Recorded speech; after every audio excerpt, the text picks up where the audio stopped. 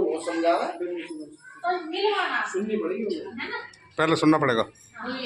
जब बाबा आए थे वो लेकर जब यहाँ से मंडा आता है कि अर्जुन देखो बाबा हमें कैसे समझाता है, तो सुनो थोड़ा सा सुना। आज दुनिया में हम देखते हैं कितना भी लाडला बच्चा किसी का हो, कितना भी लाडला बच्चा हो, कोई भी ये नहीं कहता मेरा लाल तो कह देगा मेरे लाल आ जाए, है ना। लेकिन मीठे बच्चे, शिव बाबा को पता है हम सबके अंदर कितनी कड़वाहट भरी हुई है, जानते हैं ना, अंदर तक की जानते हो। हाँ तो फिर भी हमें 4 बजे हो रात में, 3:30 बजे जाएंगे। क्यों कहते 4 हैं बजे मीठे बच्चे, उन्हें पता है ये मीठे कैसे बन सकते हैं। यहाँ कोई बच्चा शैतान है ना, आंखों से बार बार को ये तो शैतान है, ये ना सुधरने वाला, सबसे आप ऐसी बात करो उसके कानों में ये बात बार बार पड़ती रहे, ताकि वो देवता बनना भी चाहेगा ना तो बनेगा नहीं बनेगा। कि दिमाग में क्या सेट हो गया, शैतान, मैं तो शैतान हूँ, मैं सुधर के क्या करूँ जब भी शैतान हूँ, सब ये कह रहा है, सब मुझे ये कहते हैं ना, तो नहीं सुना। लेकिन वो शैतान होते हुए भी आप उसकी महिमा चालू कर दो, लोगों से करके देखो कि मेरा बच्चा तो बहुत अच्छा है, ऐसा तो मोहल्ले में है भी नहीं, वो तो बहुत आज्ञाकारी है, हर बात ये इसकी अच्छी है। देखो अभी कहना मानेगा, लेकिन मैं भी करवाती कि अभी इसने काम करा था, अब मैं तुम्हारा काम बताएं क्योंकि पता है आपको करने वाला तो वो है नहीं, लेकिन दूसरों के सामने बढ़ाई करनी है तो बना चढ़ा के कि अभी तक इसमें बर्तन मांजे, लेकिन अभी मेरे से कुछ तरह खा गया होगा ना, घर के काम बताता है ना। धीरे धीरे धीरे जब वो सुनेगा वो अपनी महिमा, मतलब उल्टा कि मैं तो गड़बड़ कर रहा हूँ और ये फिर भी मेरी महिमा कर रहे हैं, तो शर्म आएगी बंदर में। तो एक दिन क्या होगा, चेंज। अब हम कड़वा बोलते हैं, रोज हम बाबा से सुनते हैं मीठे बच्चे, तो मुझे शर्म आएगी ना, बाबा तो मुझे लोग मीठे बच्चे कह रहा है मेरे मुँह से, अभी नसीहत बनाएगा अपना, तो जब नसीहत बनाएगा तो चेंजिंग भी आएगी, महसूस होगा ना। तो बाबा हमें मीठे बच्चे बनाना चाहता है, इसलिए हर रोज मीठे मीठे बच्चे बोलते हैं। तो इस मुरली में बाबा ने कहा मीठे बच्चे देह अहंकार छोड़ देही अभिमानी बनो। देह माना शरीर, देही माना आत्मा, तो देह का अहंकारी तो नाशवान है ना, आज ठीक ठाक दिखाई दे रहा है, कल को कोई रोग लग जाए तो कैसा बदसूरत दिखाई देगा, पल भर में कभी साथ छोड़ दे कोई भरोसा नहीं, इसलिए इसका क्या कैसा अहम फिर इसका, तो मैं असलियत में कौन हूँ। देखिए एक मैं उठाने वाला है और एक मैं गिराने वाला है, तो ये देह का भान, प्रॉपर्टी का भान, मित्र संबंधियों का भान, अपने पोस्ट का भान गिराने वाला है। लेकिन मैं आत्मा हूँ, परमात्मा पिता की संतान हूँ, मैं पवित्र आत्मा हूँ, मैं स्वच्छ आत्मा हूँ, ये भान हमें ऊपर की तरफ ले जाता है। इसलिए शिव बाबा कह रहे हैं मीठे बच्चे देह अहंकार छोड़ देही अभिमानी बनो, अपने कल्याण के लिए याद का चार्ट नोट करो। चार्ट मतलब सवेरे से लेके रात तक हमने कितना शिव बाबा को याद किया, याद करके पूरा दिन लिखा। रात जो नहीं लिखना जानते हैं वो रात को चेक करें, बिस्तर पे जाने से पहले या बिस्तर पे बैठ के भी आप थके हारे लेट के आप लेटे लेटे भी चेक कर सकते हो, तो बंधन नहीं है। चेक करने के लिए क्यों बोला जा रहा है, हमें पता है याद से कितने फायदे। अगर सारे दिन में मैंने 1 घंटा याद किया बाबा को, 10 मिनट कभी, 15 मिनट कभी, आधा घंटा कभी, है ना, या एक ही साथ 1 घंटा बैठ के, 24 घंटे में से 1 घंटा मैंने बाबा को याद किया, तो बड़ी शर्मिंदा वाली बात है ना। तो अगले दिन के लिए मैं क्या सोचूंगी, कल को मेरा बढ़ना चाहिए, है ना। फिर अगले दिन हमने चेक किया, पता चला अरे आज तो 1 घंटा ही रह गया, तो शर्मिंदा फील होगी ना। तो इसीलिए चेक करने के लिए जैसे कोई भी होता है। अब भगत सिंह भाई ने दुकान खोल रखी, अगर ये चेक ना करें कि मैं इतने का सामान लेके आया था और मेरा कितने का गया सामान, तो घाटा उठाएंगे या फायदा उठाएंगे? अगर चेक नहीं किया, चेक करेंगे तो पता चलेगा कि कौन सी चीज में मुझे नुकसान हो रहा है, उस चीज को लाना बंद करेंगे और उसका रेट बढ़ेगा। फायदा होना चाहिए ना, मेहनत कर रहे हैं तो यहाँ शिव बाबा कह रहे बच्चे अपने याद के चार्ट को भी चेक करो, खास याद में बैठो, खास याद में बैठो। कैसे? आपका मोबाइल बिल्कुल डाउन हो गया है, आप कितने भी बिजी हो, लेकिन आपको पता है कि मोबाइल मुझे जरूर चार्ज करना है ना, और मुझे पकड़ के कुछ गड़बड़ है उसमें, मुझे पकड़ के बैठना, तो काम छोड़ के भी बैठेंगे ना, क्यों बैठेंगे? चार्ज करना, काम करना उससे तो काम छोड़ के भी बैठना पड़ेगा ना। तो ऐसे ही मुझे अपनी आत्मा की बैटरी चार्ज करनी है, तो मुझे जो फालतू के जिनके बिना काम चल रहा है, तो उन कामों को छोड़ के मुझे बैठना पड़ेगा। तो वो काफी जरूरी है, तो मुझे अपनी नींद का त्याग करना चाहिए। तो काम कैसे छोड़ सकते हैं, लेकिन नींद तो अपने हाथ में है ना। 8 घंटे सोई में 7 घंटे करूँ, कुछ नहीं घटने वाला, लेकिन 1 घंटे में कमाई कितनी करनी है, इसलिए बाबा कह रहे खास याद में बैठो। चलते फिरते तो काम नहीं है, लेकिन बैठिए, याद से ही विकर्म विनाश होंगे। विकर्म मतलब पाप कर्म जो हमें कर रखे हैं ना, आत्मा पे जो दाग लगे पाप कर्मों के, वो शिव बाबा की याद से ही खत्म हो सकते हैं, और कोई तरीका नहीं। अगर हम अपनी गर्दन भी काट के सुहा कर देना तो भी पाप खत्म होने वाले नहीं। करते थे कैसे पाप खत्म होंगे?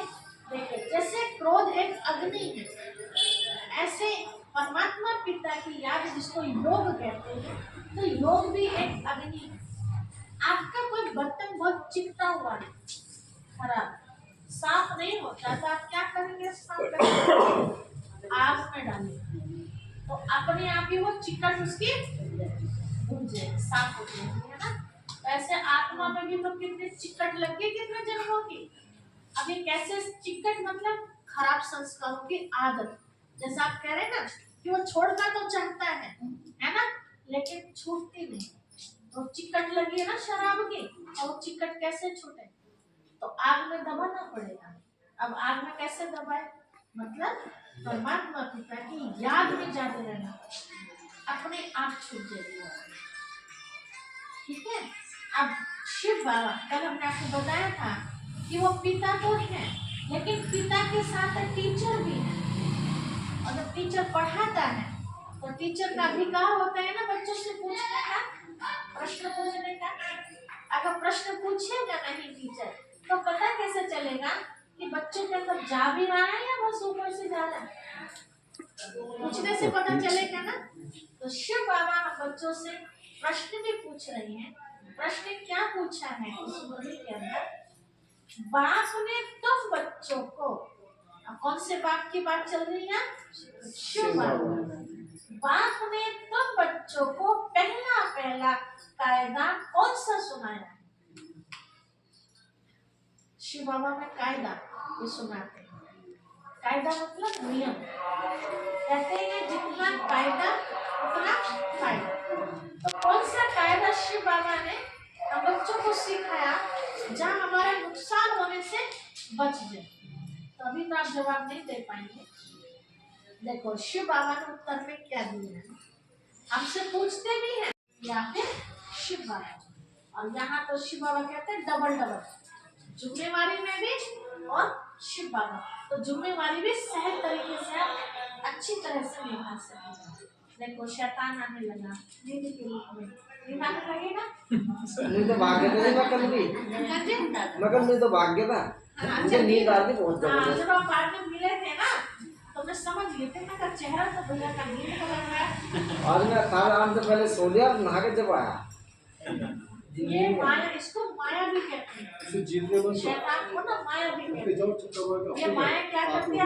अब उसे पता है कि ज्ञान अमृत का घूंट पी रहे हैं तो अमर हो जाएंगे ये तो, और अमर होकर मुझे मार देंगे। अब वो मरना चाहता है, तो कुछ तो करेगा ना।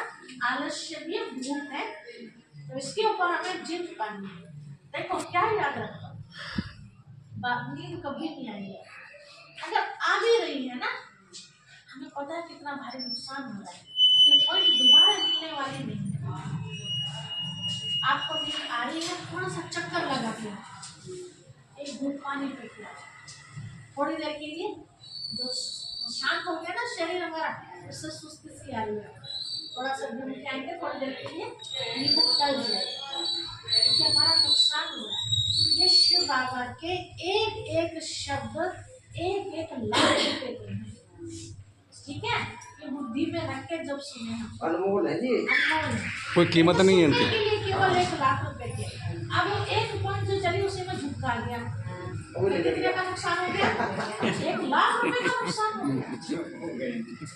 अगर ये बात याद होगी तो नुकसान करने देंगे हम, ऐसे भी करके अपने आप को बाबा के लिए बताते हैं। तो किस्मत है जी। हाँ, कि बाबा को कभी नींद आती थी ना, तो बाबा अपने को चूकता था बिल्कुल। और जब तक दर्द होगा तो नींद आ सकती है? नहीं आ सकती। ये ऋषि मुनि ऐसा बताते कि आंखों में सरसों का तेल लगा, देखे भला नहीं, जब तक चिड़चिड़ाहट आएगी नींद आ नहीं सकती। तो वो तो हठ योग हो गया, लेकिन बाबा ने हठ योग नहीं सिखाया। बाबा ने क्या इसके नीचे था, अब वो सुख दाता है। यीशु बाबा ने नहीं बताया कि अपने आप को छूटो, ये तो ब्रह्मा बाबा ने अपने आप युक्ति निकाली, अपने आप युक्ति निकाली। सरसों का किस तरीके से आगे बाबा पूरी अब वो सुख दाता, सरसों का तेल लगाने से तो दुख मिला, तो दुख थोड़ी देना। शिव बाबा ऐसा कोई रास्ता बता नहीं कहीं तो बच्चों को दुख हो, ये तो हम अपना रास्ता खुद निकालते कि नींद ना आए। तो उसके लिए आप घूमते घूमते भी सुन सकते हैं, थोड़ी देर घूमते सुनो फिर आप, है ना। इसमें शर्म वाली बात नहीं, कोई सोचेगा क्यों घूम रहे, अच्छा नींद आ रही है। तो ये देह का भार हमें क्या करना पड़ेगा, त्यागना पड़ेगा। एक बार हमें नींद आती रहती है और पड़ोसी में लगा कहाँ सो रही हो, पता चला गर्दन को नीचे जा रही हो, मुंह भी खुल जाता है कई बार। पता है, और सामने क्लास चल रही है, अभी पड़ोसी को होता है कहाँ सो रहे हैं, सो भी गए। नहीं करती स्वीकार ही नहीं करते। भाई है हमारे यहाँ ये क्लास सबके में साथ है, ऐसे ऐसे सब सोता है, करते हैं। जब से कहते भाई उठो, जगह बहु। तो ये माया ऐसी है जो हमें सब, हमारे में भी आती है माया, ऐसे नहीं है, सब पे आती है, लेकिन वो महसूस करने नहीं देती। तो महसूस तो हमें करना पड़ेगा ना, है ना। समझो बाबा की हमारे पे कृपा हो रही, जो जगा दिया किसी ने हमें, उसका शुक्रिया अदा हमें करना चाहिए, है ना। नहीं तो खजाना हमारा ऐसे गया, ऐसे गया। तो बाबा क्या कह रहे हैं बच्चे, अपनी बुद्धि चलायमान ना हो, ये कायदा यहाँ सिखाया जाता है। एक बाप की याद ही रहे, कुछ भी काम आप कर रहे हैं एक बाबा की याद। आप खेती में भी काम कर रहे हैं, खुरपा चलाते हैं, बाबा को याद कर बाबा आपका बहुत बहुत धन्यवाद, है ना, आपने मुझे शक्ति तो दी खुरपा चलाने की।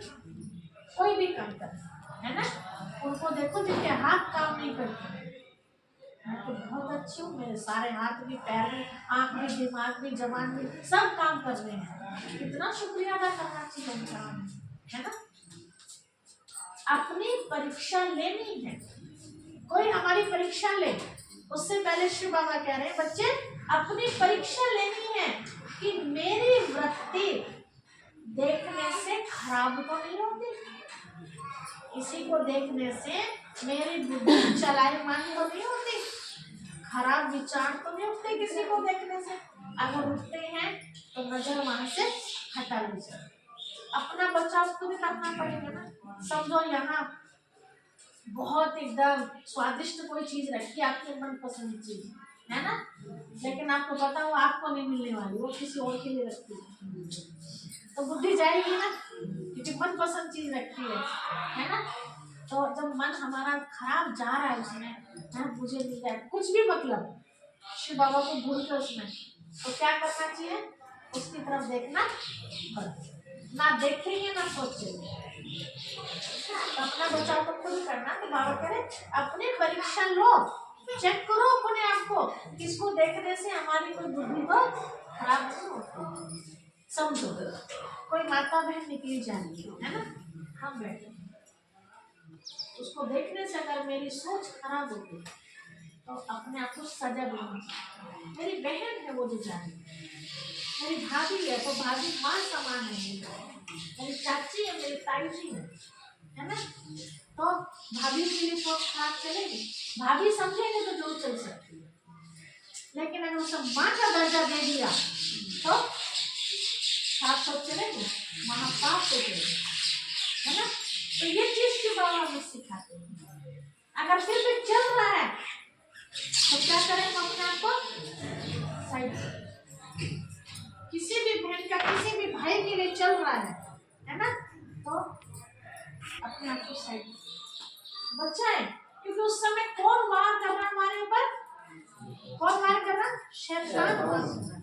इसके लिए बाबा रोज हमें पाठ पढ़ाते बच्चे, आत्मा मैं भी आत्मा वो भी आत्मा, कभी किसी के लिए कोई गंदे विचार आ नहीं सकते। लेकिन अब देह के रूप में देखेंगे, ये सुंदर है, ये गोरी है, अच्छी लंबी है, अरे क्या क्या क्या क्या वो बोल रहा है, शरीर सुंदर है, आत्मा देखो ना उसकी आत्मा कैसी है। सुंदर वास्तव में कौन है, जिसके विचार सुंदर है, वो सुंदर है ना। पहले लोग बाग अपने घरों में बहू लाते थे, किसी की बेटी पसंद करने जाते थे तो शक्ल नहीं देखते, क्या देखते थे, अकल देखते थे।